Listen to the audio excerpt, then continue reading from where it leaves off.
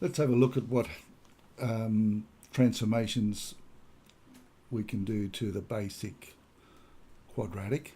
And by the basic quadratic, let's start with y equals x squared. So we'll draw ourselves a good set of axes. Y equals x squared simply comes down and goes through the origin. So that's y equals x squared. Okay, there's no, there is a y-intercept. If you let x equals 0, y equals 0, so it's going to go through the origin.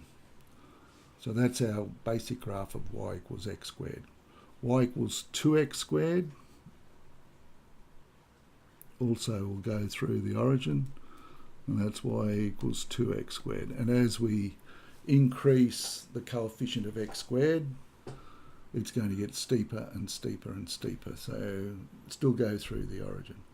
Y equals a half x squared opens the parabola up.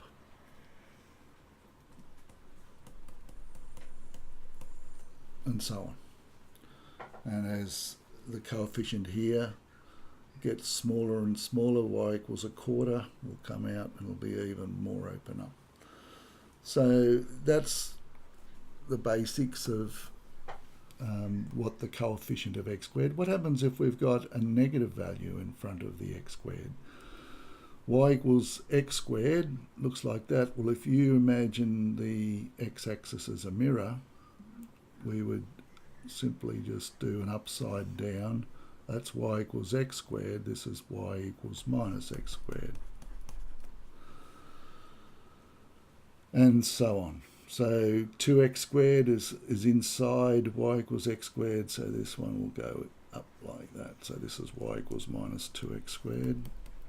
So the negative basically flips it upside down, reflects it in the x-axis is probably a better way of putting it. And y equals negative a half x squared is like that.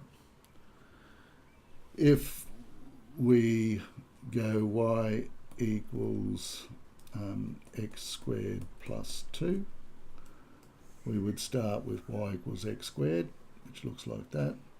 And this is what we call a vertical shift. It just moves the graph of y equals x squared 2 units up. So we get a graph and that will be y equals x squared plus 2. It'll go through the point 2 up there. Y equals negative x squared minus 3. Well, we've started with y equals x squared. Let's do these in red.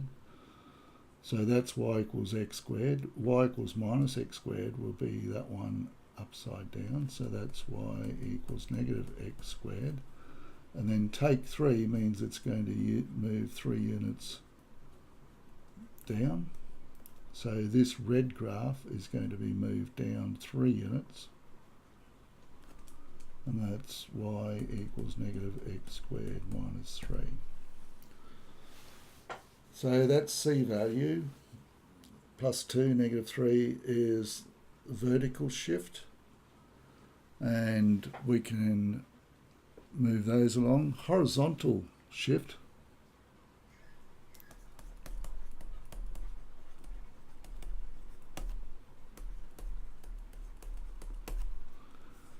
If this is y equals x squared, then what does y equals x minus 1 all squared? What does that look like? Well, this is horizontal shift, and we actually move 1 unit. Now, if it's negative, we go to the right. So it will move y equals x squared 1 unit to the right. So we would get a graph of this.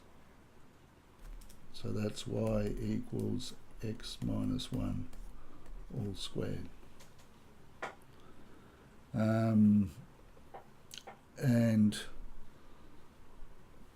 we can combine two. Oh, if we had, let's before we do that, let's go y equals x plus 2 all squared. That means it's got to be inside the brackets, and so that'll be 2 units. It'll be the y equals x squared move 2 units, not to the right in this case, it'll be to the left. So we'll do something like that. So y equals x plus 2.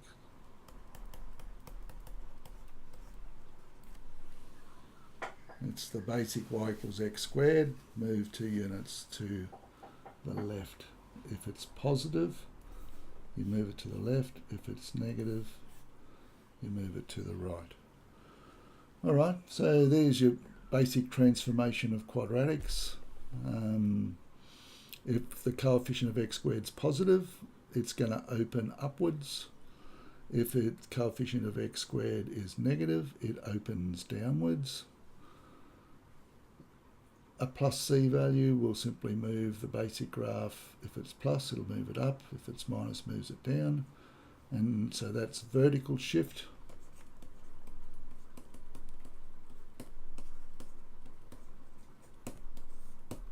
Horizontal shift, it's got to be inside the brackets.